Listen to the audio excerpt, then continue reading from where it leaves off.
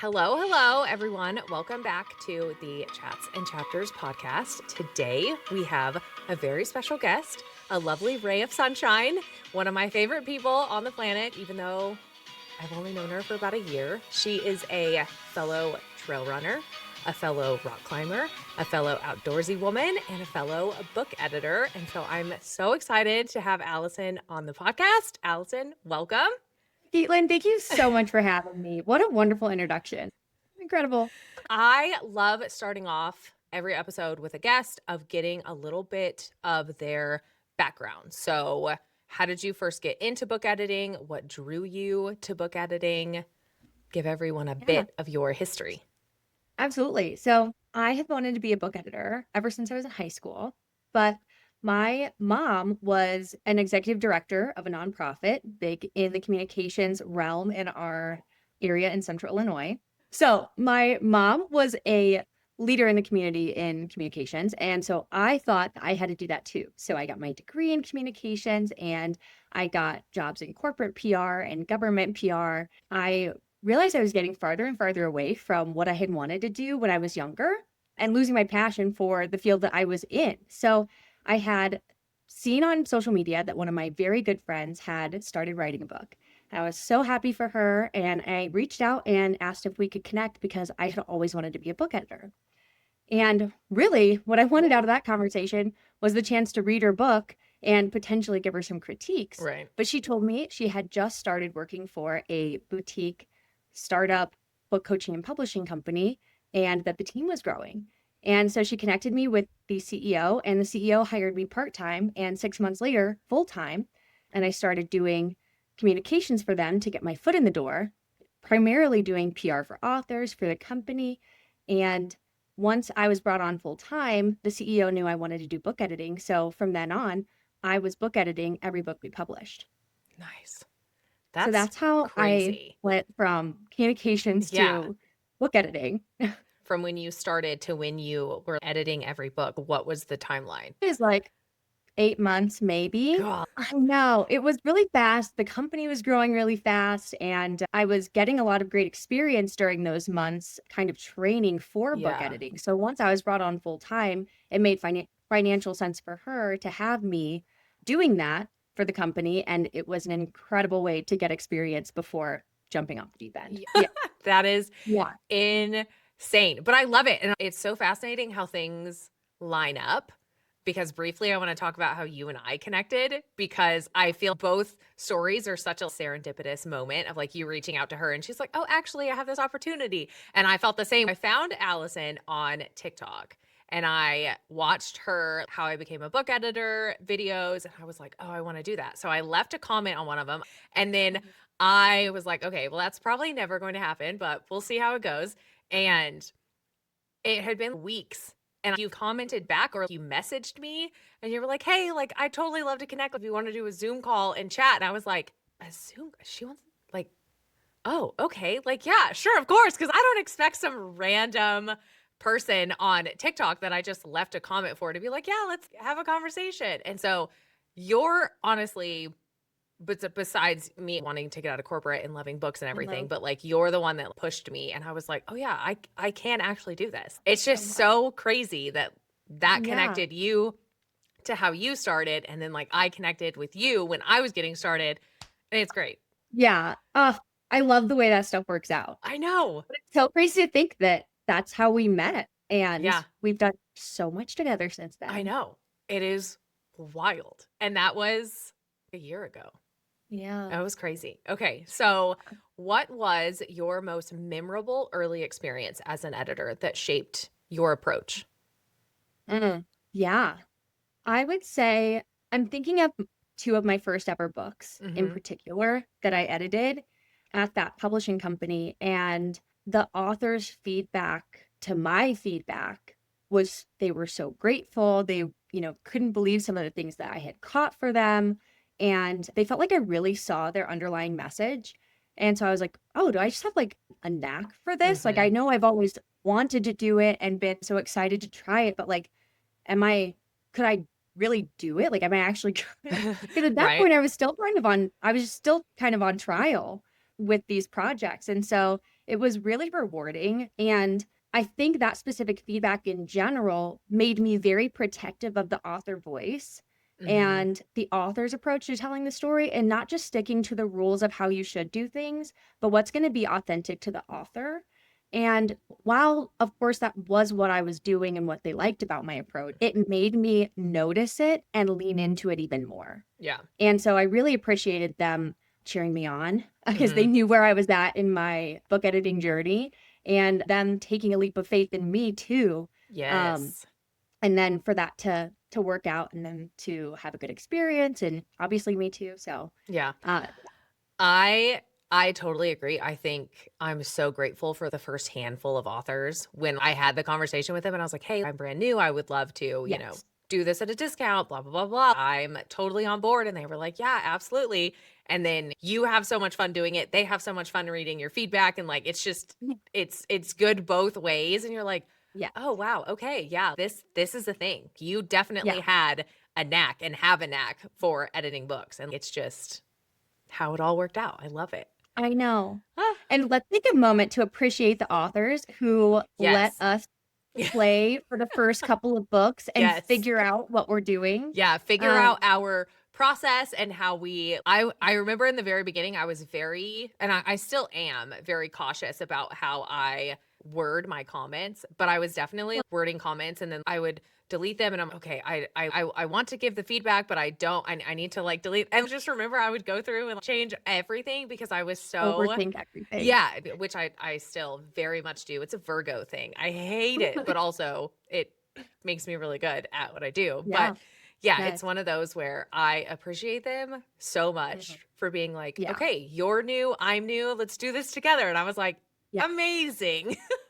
Mhm. Yes. Yeah.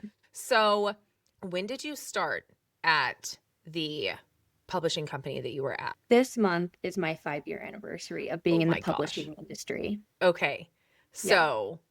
So 2020 Yep. December 2020 was December when I got 2020 started. is when you started, and within 8 Yeah. months, you were editing all the Full books, manuscripts. everything Yeah. like that. So, describe your career path since then, because obviously it's very different. Yeah. So this small company was a startup and I was only ever her only full-time employee. So it was a Nice. small team.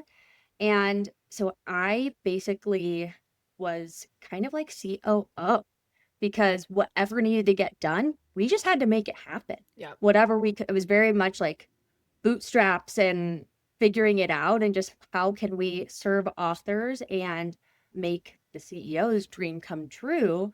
My job was just to help her make that happen however I could. So I was doing operations, I was doing client relations, I was doing the actual administrative publishing back end stuff. I was editing books and doing our marketing and promotions. Goodness I was gracious. kind of like an entrepreneur in a sense. Yeah. And that foundation of experience on the company side, in addition to doing the actual work, it led to me feeling confident in starting my own company. Yeah. So in the spring of 2024, there ended up being kind of a big shift for the CEO in what kind of books she wanted to be publishing and what kind of people she wanted to be working with. And I felt it was niching down so much more than I wanted to niche down in my own experiences working with authors. Yeah. And I didn't want to be so limited and ultimately just decided I needed to go off and do my own thing. And so that's when I started freelance book editing on my own. Now, I had actually been freelancing for almost a year prior, in addition to my work for her, because that publishing company focused on memoirs and nonfiction and inspirational self help. And I love those genres so much, Mhm. but I love fiction and I Yeah. really wanted to work on fantasy books. And so I started to get experience in those genres through freelancing while I was still working a full time job at the publisher. So when I left the company, I already had my TikTok up. I had a small little website and Mhm. I just tried to beef everything up and did it on my own. But I did not have enough confidence in myself to finally file my LLC until Mhm. January of this year. I kind of held myself back in my mind a little bit. I was like, Yeah. I gotta make sure this is gonna work out. And I'm really grateful it did. But I got a lot of experience that I'm so grateful for at that Yeah. company. And I definitely think that that's what's led me to where I am at today Yeah. with Golden Editorial. I agree. I agree. She's Improving that literally thing. a one-woman show. Like, she can do it all. Communications, marketing, editing. It's great. It's great. I want to be I just you have when to I have the grow up. time to do it all. I mean, yes, that is true. It is Yeah. it's always the time. I feel like I always want to do everything and I'm like, you also need to Oh sleep and yeah. eat. Uh-huh. It's hard, but we always have Unfortunately. so many things that we can be doing at any given point in Yeah. time. Just so it goes for business owners. Yep. Exactly. The to-do list is never ending. Uh-huh. Yeah. Yep. So I want to get into your kind of editing process and your daily work for your typical editing process. How does that look from receiving a manuscript to giving it back to the author? Usually when an author inquires on our website for anything, but primarily we get inquiries for book editing, I will dig into where they're at in the process. So they might be asking for a specific service, but I'll ask what the author is looking for out of the service. Like, what do they want? And Yes. I want them to tell me in their own words so I can make sure that service really is what they want Mhm. and the kind of service that they need to get their book to that next step. I'll also always ask if anyone else has read the book so I know if they've ever gotten criticism or feedback on their writing before, if they're a first time author, and if they're going to traditionally publish or self publish. I think those questions are really good to answer, and it helps me to figure out where you really fall in the editing process. Of course, an author can disagree with me on where they think they're at, and they'll just want to have a specific service. And I'll say, okay, that's what you want, that's what you'll get. But I always like to step into that coaching role a little bit because oftentimes working with indie authors who maybe they're going through the process for the first time or they're stepping into a new genre, and very often they're first time authors. And so I think being a source of knowledge for them can be really helpful and is an important part of book editing because it's such an important transformative part of the process. Mhm. And so I'll ask all those questions. We'll make sure that we're putting them right where they belong in the editing process. And then I'll take 3,000 words of their manuscript to review and assess for a quote. And my rates are based on a range. And that's because every single author's writing is so unique to them. Mhm. From what is their grammar like? What's their syntax or the flow? Do they have paragraph organization? And those are more of the basic technicalities because you can't really see too much of the structure of their overall book Yeah. in those 3,000 words. But I will notice for developmental edits if they're missing some major things you need to have in those first pages. So that helps me to get an idea of how much time the edit is going to take. And that way, the quote is unique to the author's writing and it's going to be accurate every time. So that means my rates don't have to be set extra high to accommodate for some of those projects that are super lengthy. You'll have to if you're going to have a set rate, you're going to have to set your prices higher to make sure that you're not overspending time. Yeah. So that's why I like to do it on a range and a case by case basis. Yeah. And then I take 45,000 words per week, which is actually really fast. We recently toned down our line edit service. That's now 40,000 words per week. And Yeah. I do it in those increments. So a 95,000 word book is going to be 3 weeks, if that example makes sense. Yeah. And so I'll take the time to do that. I usually don't touch base with authors in between because I don't want to say something or give them feedback and then they give me a spoiler because I'm trying to read this book Mhm. from the reader's perspective. Yes. And I like to do that on every read through if I can. So even if it's line edits and I'm really just assessing for sentence flow, I don't want to know the spoilers and I don't want to know how it ends because I might catch something really important anyway. Yeah. So I think that is super helpful. But sometimes authors will check in and they'll say, how's it going? Is it okay that I ask you how things are going? And like, yes, absolutely. I'm enjoying the book. This is where I'm at. Some things are really great, but like, don't tell me what's going to happen. Yeah. Don't spoil So, anything. I want to yeah, cry exactly. my own tears. Yes, exactly. I Yeah. don't want to know the main character's love interest dies at the end. Yeah, Are you no. kidding? Definitely not. I No. need to mourn that on my own Yeah. time. Oh my gosh, can you imagine? I'd be like, Uh, "I'm gonna need you to change the ending." yeah. Oh my Um, gosh. And Yeah. so then I'll send the feedback back to the author, and I'll tell them, please review everything in full first, but don't hesitate to ask questions. And I'll brainstorm solutions with them if they didn't like maybe one I suggested, or they have an idea for one. And oftentimes the author's ideas for solving problems are way better than mine. So I love it when an author's like, I'm not going to do that. I'm going to do this. I'm Yeah. like, It's so wonderful. fun because your suggestion was like a jumping off point. Like Yes. they might have gotten there on their own, but they might have gotten there faster because of what you Yeah. said. And they're like, oh no, that doesn't really fit because this, that, and the other, or because of Yep. book two, but this could fit. Cause I'm always like, you know your story best. And so Yeah. if what I say doesn't land, then I hope Okay. you at least like jump off and like come up with something else. Cause I'm like, you go for it. Yeah. Yeah. Yeah. I got an email back just this week, and the author was explaining, well, here's why I did this. And I loved this that you said, but I'm going to do this instead. And I'm like, I am loving that you're telling me all of this, Yeah. but make sure that you're telling me just because you want me to know, not because you feel like you have to justify it. Yeah. Because you don't. You You do not don't. have to justify yourself to me. I, you do it. Yeah. That sounds great. I love all of these ideas. I think that brings up a great point, and it kind of goes back to something you said earlier about how thoughtful and careful you are about how you word comments. When we're leaving comments in manuscripts, we are not trying to say, here's what you should do, Yeah. or here's how you must fix this. We're giving you an idea, or authors an idea for a starting point, but also so that we're not just pointing out problems without giving ideas as well. Yeah. Because I think if we only went through and said, this is wrong, this is wrong, this is wrong, and gave no direction, no example for how they could be fixing it, it can leave some authors feeling very lost and without Mhm. direction. And I know that you are so careful about that. And that's why I love working with you so much, because you never leave an author feeling unsupported. And I think that's so important. Yeah, I use consider a lot. Yes. Consider this or Mine is that. perhaps. Yeah, or yeah. They could. Perhaps they could consider this. What do you think Yep. about? Because yeah, and it's always this or that, or I often will be like, or I don't know what I'm talking about.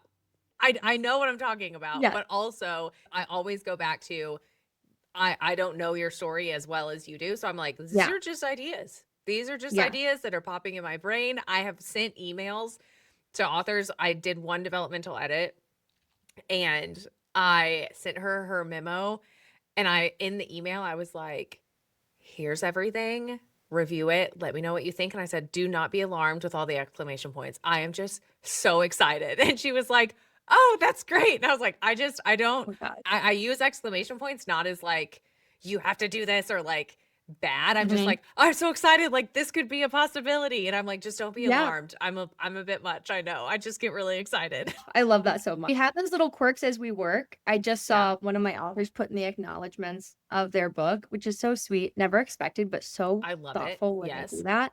It's a couple duo. They said, we love your all caps comments, Yeah. because I'll reply in all caps when I'm Yes. like, didn't see that coming, or I can't believe you did this to me, Yeah. or I'm my like, heart. oh my God. Yes. Yeah. Yeah.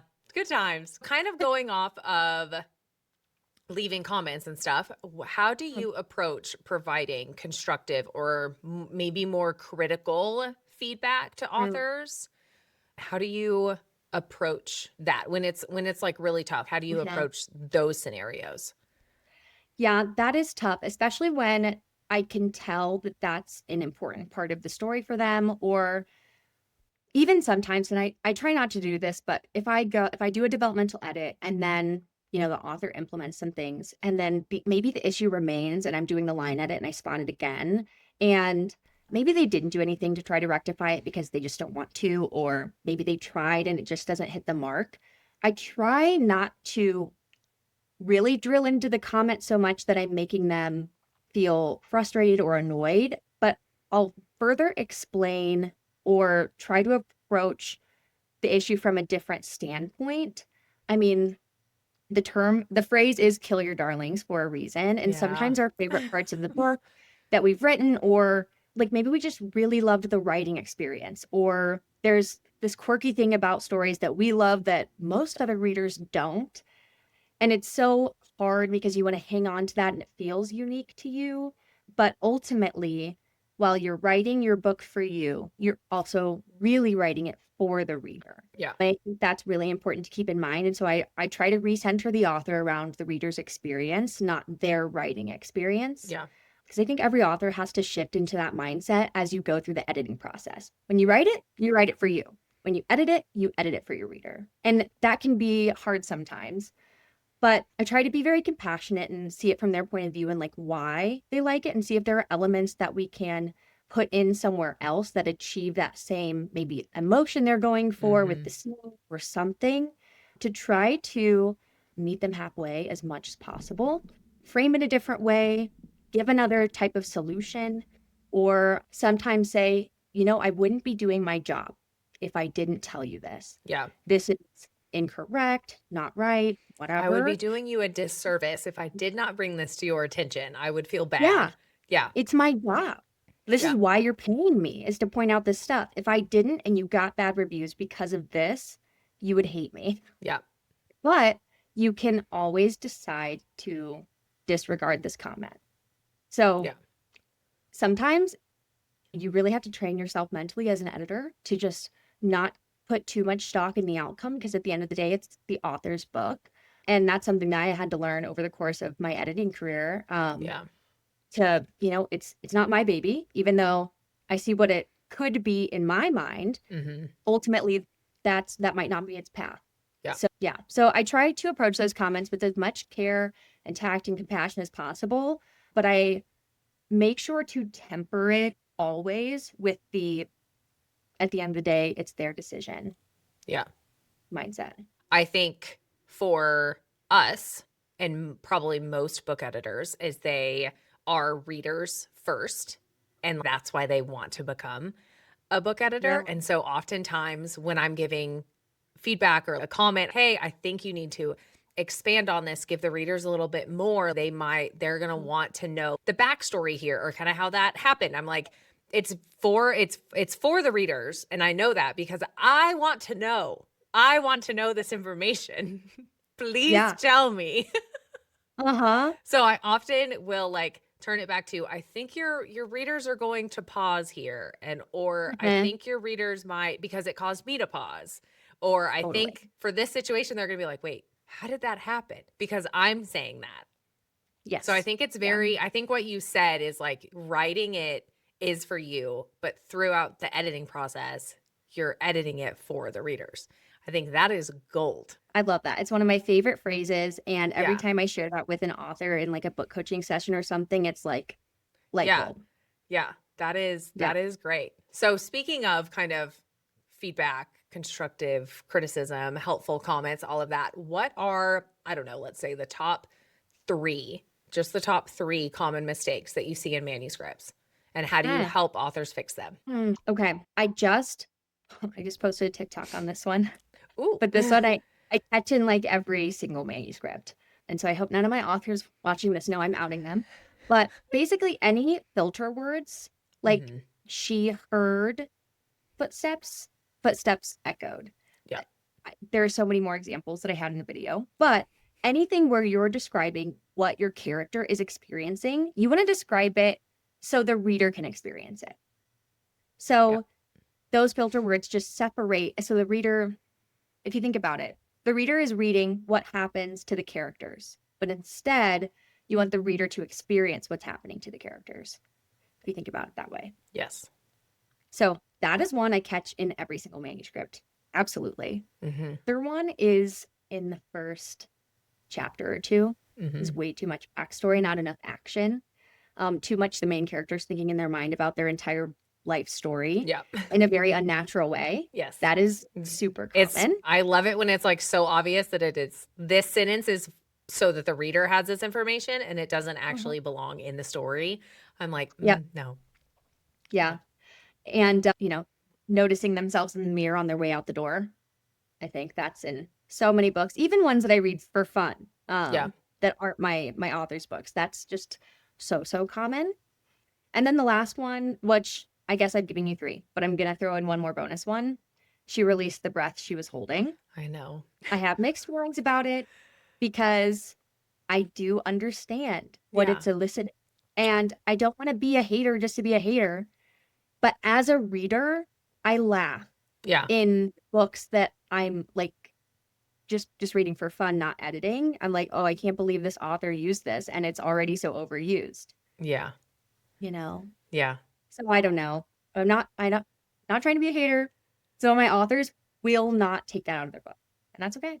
Yeah.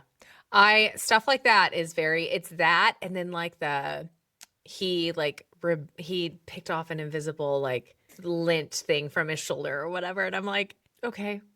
All That's right." very often. Yeah. Yep, yep, that's a Yeah. good one. It's a good time. I will often catch not like song lyrics, but kind of song Mm, titles.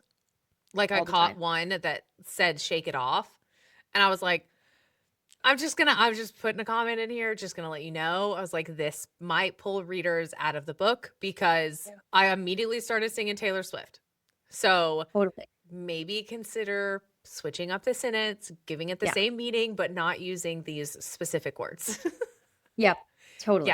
it is. It's I love that our job is just like picking up the really tiny details and being like, Yeah. maybe, Yeah. maybe switch this. Yeah. Yeah, But it's true. I mean, it really, I mean, we are the readers that would catch that normally exactly. anyway. Yeah, Like, I mean, we do catch them. And so I think having that, we're not only looking at it from a literary perspective, but as someone who would enjoy your book in their spare time too. yep. Because I know that we Hmm. prefer to edit the genres that we really Yeah, enjoy reading. And so I think that that's a benefit of working with an yeah, editor who's really invested in the genre that you're writing in. Because we're yeah, going to read it like a reader too. yep. Yeah. I agree. I agree. Oh, we're so lucky. I just love us. Can you believe we get to I do this for our job? honestly, it's wild. Sometimes I will like tell Brad something and he's like, "You just sit on the couch and read smut now." And I'm like, I really do. It's great. My favorite thing is waking up, logging on at 9 a.m. I have my coffee, and it's like the smuttiest scene I've ever read in my life. Just casually on a Just Wednesday morning. casually. Yeah, no Yeah. big deal. Yep. I'll just be here. I'll just be here, living my best life. Yep. Yeah, it's so funny. Okay, so I want to kind of switch gears into Okay. more industry trends insight. I'm so excited to pick your brain. Okay, how do you stay updated on current trends in publishing and literature? Mm, that's a good question. A lot of my insights come from book talk. That's huge. I Yeah. follow some really great resources and I love to stay up to date with what authors are experiencing every single day in the industry. So I am always on the pulse on TikTok and book talk specifically. Mhm. And it's such a wonderful community of authors and readers too. Another one is authors in my own network or my clients. They're always reaching out to me, telling me what's going on in the query trenches and how do they handle XYZ. This agent sent them back this response. Is this normal? So I'm always getting updates from my authors on what they're experiencing, whether it's querying or Nice. self publishing when it comes to how Ingram Spark has changed their rules recently and what they need to be doing differently. And so they'll ask me, for tips on that or say, hey, can you believe? And so my authors are kind of like my boots on the ground in a way. Yeah. And they're always keeping me updated with what's going on for Nice. self publishing, traditional publishing. It's really cool to have such a network in that way. So those honestly are going to be my two biggest Yeah. um, ways to get that insight. And yeah, I'm super grateful. Yeah, that That's whole such a world good is question. just wild. I know. And like I think it's with everything. I think so many things are changing. So, Yeah. what do It'll you be huh? fascinating to see what happens with AI regulation. Mhm. And, you know, lots of my authors are putting in their copyright page that none of their book is written with AI. But I've had some authors inquire about book editing and they have used AI to write their book. I haven't really worked with any authors who have written their book that way, but I've always advised anyone who reaches out to me with that circumstance to include it in their copyright page just to be transparent. Yeah, I But I agree. think that's something that's going to the industry for the rest of our careers, and we're kind of on the cusp of how we'll see that happen. Mm-hmm. Yeah. What do you think makes a book successful in today's market? This is a really good question. And my answer is probably going to be not what you expect. But I think what makes a book successful is an author who can create community. Yeah, Yeah. I agree. If you create community online, your book will be successful because your readers will be obsessed with you. Yep. And And they'll want to support you. And that's how that happens. yeah, Yeah. and I think there are pros and cons to that because I think some authors really don't want to be public figures Mm-hmm. at all. They want to write books all day and they don't want to cultivate a community of people. And maybe they're not super social, but I do think that is how, especially indie authors, can gain success today. But even traditionally published authors have to do that too. Yeah. So, Yeah. Which I want to get into how that is shifting. But first, how do you think the rise of self-publishing and digital formats has changed the role of traditional editors? Or do you think it has? it's so interesting. So, the role of traditional editors at like a publishing house, Mm-hmm. they're kind of like the curators of what's going to be popular, of pop culture in reading. I think that that can be important. I mean, I know lots of moms who, when they get a spare moment to read, are really only going to pick up New York Times bestsellers because they want a book they know is going to be good. They don't want to take a chance on an author and potentially DNF the book, especially if it's indie published and you can't always guarantee if it's even been professionally edited. Yeah. And I understand their perspective and I understand wanting to make sure that if you have limited time to read, that what you are spending your time reading has been vetted, it's been edited by a reputable company, even if sometimes it's not perfect, kind of hand selected to be curated for what you're going to expect for the genre too. Like there's so much support that traditionally published authors get from their traditional editors. And it's so interesting that now that self-publishing has made publishing a book so much more widely available to everyone, which I think is a wonderful thing. Yep. It's interesting because those traditional editors don't have as much control over the pulse of what's popular. But I still think their role was and can be important. But they're losing, not as many people are querying to traditional publishers. Well, more and more people every day want to write a book. Yeah. So I know Sure. that they're getting plenty of queries, Yeah. but not as many as they could be if they truly were the gatekeeper to publishing, period.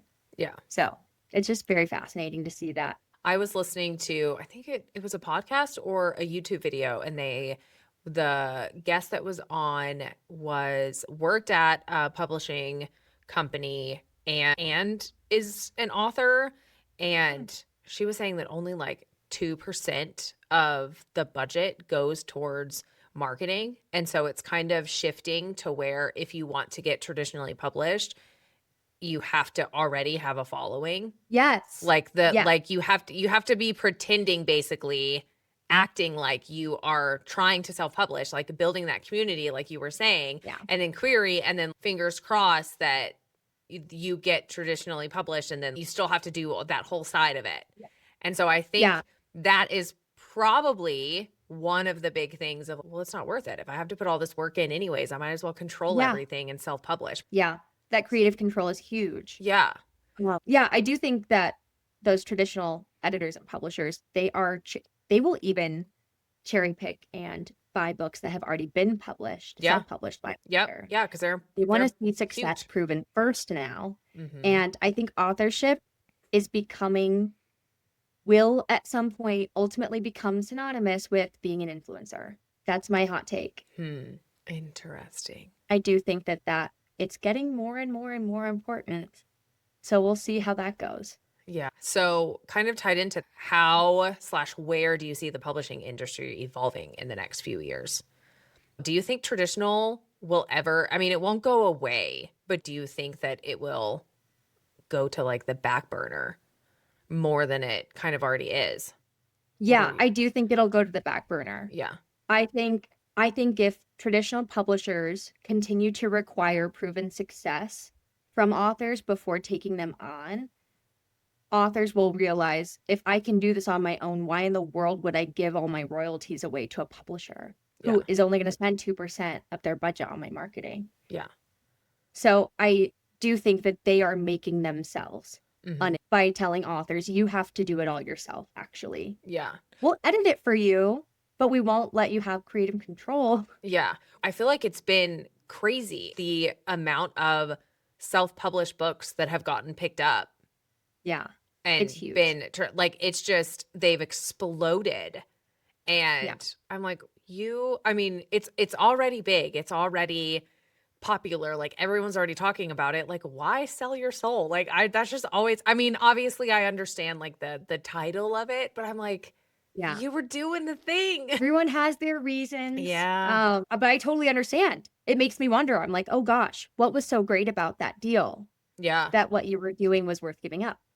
Yeah. You know, I don't know. We'll never know. We'll we'll never never know. know. We'll Yeah, never know. I have several authors that I've followed as well who I've seen that happen to.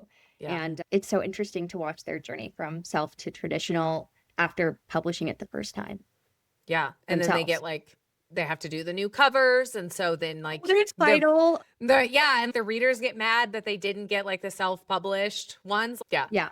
I don't know. I think it's really interesting because like I was telling you a couple weeks ago, one of the authors that I worked with, she was planning on querying and she's like, if I don't hear anything and like nothing is crazy's happening, like it doesn't like nothing seems promising. She's like, I'm gonna go self-publish. She's like, I think I would really love it. And I was like, yeah, why would you not? Yeah. Like, I think it's great to try querying. And if yeah, it gets picked up, that's incredible because I totally understand why that is a dream and goal of so yeah. many authors. But I agree, you can't let rejections from querying keep your story from getting out into the world. Yeah. And that is exactly I said, you know what? I love this for you. I really do. And I love that if it doesn't give you anything, you are going to put this into the world anyways, Yeah. because you would be doing everyone on this planet a disservice by not releasing this book. She was like, I yeah. love those stories. Yeah. I was just like, it needs to exist. Yeah. I'm so invested in the changes and stuff we're going to see going forward. Yeah. I would love Yeah. to know. Have you worked on any award-winning books? Yes, I have. I have. I get told from my authors all the time what awards they're winning. Wow. Can I pull up my website and look at all the covers? Of course. That's going to help me for sure. And this one is Stop, Drop, Grow, and Glow by Holly Swenson, Okay. which is a wonderful book on motherhood and parenting and like filling your cup up first. Nice. I should get that for my best friend. I feel like she needs Yeah, that. I love it. It was so good. And you're not even a mother. That's how you know it's good. Yeah, but I love that stuff. Most Yeah. of my Instagram algorithm is like human development and child development Yeah. because I'm so fascinated by how human brains Yeah. become adult brains. Yeah. Well, isn't it between the ages of like when you pop out of the womb till 7, your brain is formed and like all the things. And I'm like, that's terrifying. Yeah, it is. Oh my gosh. Uh-huh. I was 7. This is not good. Yeah, not good. What else you got? I have The Kite That Couldn't Fly and Other Oh. May Avenue Stories Yeah. by Michael J. Menard. And it's a kind of like a memoir retelling of short stories from his childhood, but it touches on childhood trauma because he was one of 14 kids, one income household in Kankakee, Illinois. And it is truly a story of triumph, and it's so good. Well done. God, can you imagine? I know. I can't. I'm an only child. I Yeah. can't imagine. I'm the youngest and the only girl. So like I also Um, cannot imagine. Yeah. I have 2 older brothers. Oh gosh. I think I'm going to share all nonfiction books. That's okay. I think my nonfiction authors submit for awards way more often. Yeah. That makes sense. Yeah, I think it does. Yeah. You want the credibility with professionals and peers in Yeah. a lot of ways. Yeah. Yeah.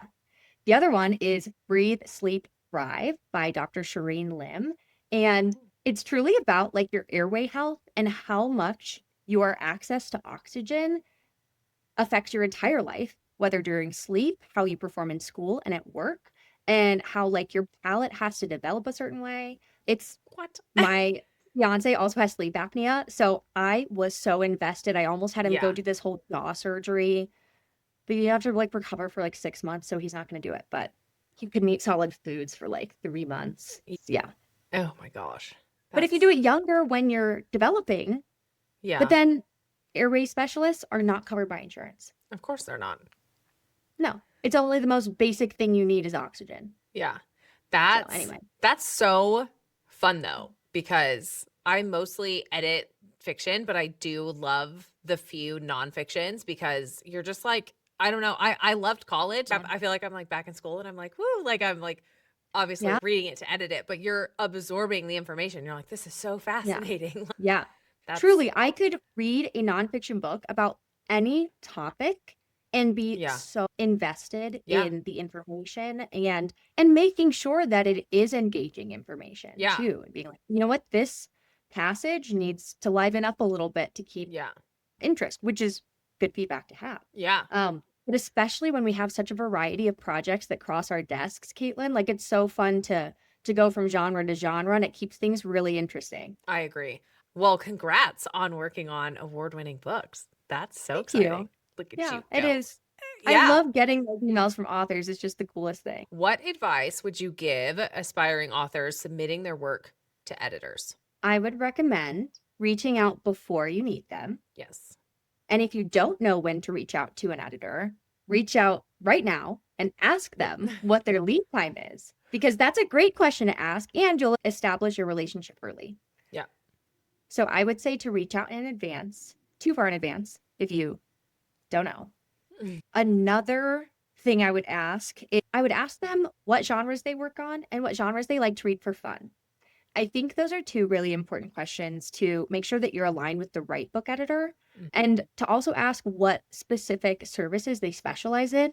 Because I worked at a publisher, I specialize in all of the types of editing that are going to get you from first draft to published ready manuscript. Not all editors do. So Yeah. you're going to want to make sure that you're asking the right editors for the right services. So I'd ask those 3 questions and reach out early. Yeah. Love that. I second that. What she said. Okay, so a really exciting one. So for someone wanting to become a book editor, what skills or experiences should they focus on? Ooh, okay. So many. So yeah, so many. I would say so many.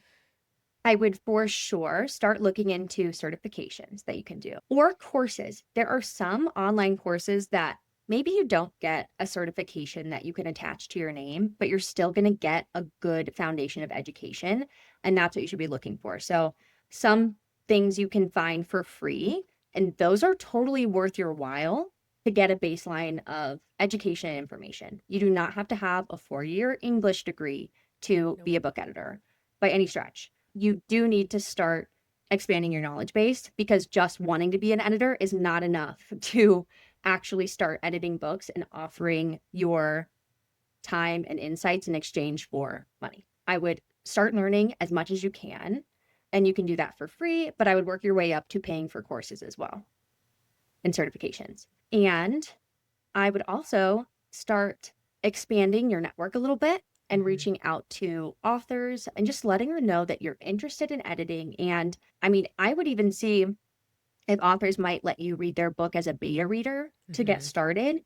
And that, if you don't know, beta readers read books for free and give feedback to authors on their reading experience, oftentimes to fill out a questionnaire the author specifically asks you. So I would highly recommend starting out as a beta reader to get into the flow of what it's like to give feedback on a Yeah, full written manuscript. that's what I did. Oh, that's awesome. I didn't even know that, I Caitlin. did. I connected with Cole last fall, and she sent me her book, The Short Life of Sparrows, and I read it, loved it, had her on the podcast. She was my first author interview. And Yeah. then she had her second book and it had gone through editing. I think it had gone through developmental editing, and she was like, Mhm. "You can read it, give me your feedback, let me know. You can practice on it." And Those I was first like, authors "Okay." are And she emailed me back. It was one of the most exciting days because she was like, you picked up on stuff that like other people didn't pick up on, and like Mm. this is great. And I was like, I do know what I'm doing. Oh, Yeah. what a good So feeling. 100% reach out to authors, order one of their books if you think you're going to like it, and then, see if they have anything that they've written that you can just review for Yeah, free and spitball yeah, ideas and give them some suggestions and see what they say. That's yeah. what I did. Because you have to start somewhere. Yes, you have to. Yeah. I think that that is incredible that you got your start doing that, Caitlin. What a great way to get experience. And especially when you're so transparent about where you're at in the process of Hmm. learning and your own skill level. I think when you approach authors from that spot of transparency, they are also working towards a goal of their own.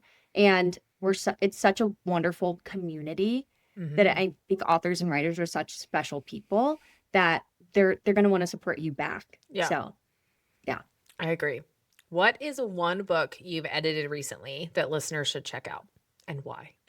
Ooh, I'm trying to think of what's going to be coming out soon or is out. Okay, if you like cowboy romance, Mountain Time. Oh, yeah, I've seen that. I saw that on your website. Uh-huh. Okay. Okay. That one was fun. Not a Friend Oh, is a God. contemporary literary romance that you also worked on. I And love that book. it's It's it's so good. the author's incredible, Taylor Hannah. My Yeah, gosh. she's amazing. That Prolific. is, yeah. Yeah. Oh my gosh. That one I'm I looking. was sobbing at my I at my know. kitchen counter. I get it. Are you I'm looking for looking other at books? my list. Yes. If you are into smut, like really into smut, like fantasy smut. Soul Obsession by Callista Neath. She Oh, just okay. released a special edition of her book, Ooh. and it's stunning, of course, Ooh. as all special editions are. Yes. And it's spicy, Spicy. spicy. I think you just given me some like Christmas ideas for my friends. Mhm. And then my last one that I'll share, well, there's so many good ones. Like, is that going to be the last one that I share? Okay. If you really like an atmospheric, very much like literary fiction, like Practical Magic, Salt and Sage by Rohan Maxwell. Okay. I like it. That sounds like a It's good old time. He's so eloquent and yeah, I was hanging on his every word. Ooh. That Yeah. is up my alley. So I have a Christmas present for me, and I have a Christmas present for one of my friends, and I have a Christmas present for my other friend. I think I'm set. I think I'm set. We got more. Love that. Okay, last question. If you could edit any book from history, which one Mm, would it be and why? I love these questions that make everyone pause and ponder. I'm so like, yes, good. yes. I'm trying to think of like I have an answer, but it's such a modern book. Like I'm like, I could go back in all of history. Like I really need to think about like the rest of history, you Yeah, know? like any book. I'm gonna have to just go with my answer. I would have loved to have been a part of the process for The Bear and the Nightingale by Catherine Arden. Okay. It Yeah. is a trilogy. Have you read it? I haven't, but I've seen it. I've seen and I've heard really good things about it. I love the intersection of fantasy and real historical folklore. Yeah. Yeah. So that I love that series so much, and I would have loved to be a part of the process. Yeah. But I don't know if I would have changed anything. So that's probably not very helpful. No, I mean, you've no idea how it started. Mm-mm. So you might Yeah, have, I mean, from first draft to finished, you probably would have changed a few things and yeah, then it could have been what it is. You never yeah. know. When did that What? series come out? Do you Oh remember? gosh. I don't remember because I got it as a Been a long gift in time. like 20, I think it was 2021. But I think it had already come out or the last book was being published that year or something. Okay. Yeah. I could Yeah. look it up. No, you're good. I'm just curious. I was hearing stuff about it last year, I think Mhm. specifically because isn't it more like a winter kind of vibe? Yeah. Right? Okay. Winter. Yeah. So I saw someone reading it over Christmas last year. And Yeah. so I was thinking it can't be that old, but also it totally could have been. So I was like, you could have read it as a kid. I don't know. So yeah, I was just curious how old it was. But yeah, Yeah. no, I love that. What's your answer? I had a fear that you were gonna turn this around on me. I was like, she's gonna do it. She's gonna do it. And you did it. Oh God, I really think my like top tier favorite just standalone book, The Starless Sea. I just sometimes when I read it, because I have annotated the absolute hell out of it. And I I'm love like, that you're a handwriter. I can like picture myself sitting there and being the copy editor for it and Yeah. putting all the puzzle pieces together and figuring it out. Well, Yeah, I think The Starless Sea. I think The Starless Sea would be, yeah. it'd have been so much fun. And like, Just because you would have wanted to be part of the process. yes, yeah. Yes, And okay. it would have We're not been crazy. so, I wouldn't change anything. Wouldn't change a thing. I I get read it. it 3 times. I have a special edition. I have like the regular paperback that I've annotated and I have a Oh signed copy. my And gosh. yeah, I have a Thanks. problem. I've read and watched interviews that she's done and kind of how Yeah. she like goes about it. Her other book, The Night Circus, the female main character was the last character she had. She was like, she didn't exist and I was trying to figure out how to tie it all together. And she like came up with the female main character as the last one. And I'm like, your brain. I would have loved to have seen The Starless Sea as More. from the beginning to then like see it to publish. I'm like, it would have just been so much fun. Oh, I love that. To wrap up, I would love for you to tell everyone where they can find you, your TikTok, your website, all the things. Okay. Well, you can find more information about Golden Editorial at thegoldeneditorial.com. You'll get the most out of me at TikTok at Yes. Allison Buehner. Allison Buehner. That's it. There's no .com. My last name is funky, so I guess Caitlin will put it up or something. Yeah, I'll have her website link and her TikTok and everything will be in the show notes and in the description on YouTube. Perfect. So you will be, Awesome. we'll have it all there. So yeah, thanks so much for coming. We had such a good conversation. I didn't get to all my questions, but you can come back later. Maybe after like 6 months or a year or something when more changes happening in like the publishing world, we can dissect that because I think that would be really fun. Yeah, let's just have a standing every 6 months meeting. Get Yes, together yes, and yes, yes. And we'll record it and everyone can hear us blabber. It'll be great. Yay. Thank you for coming thank on. you.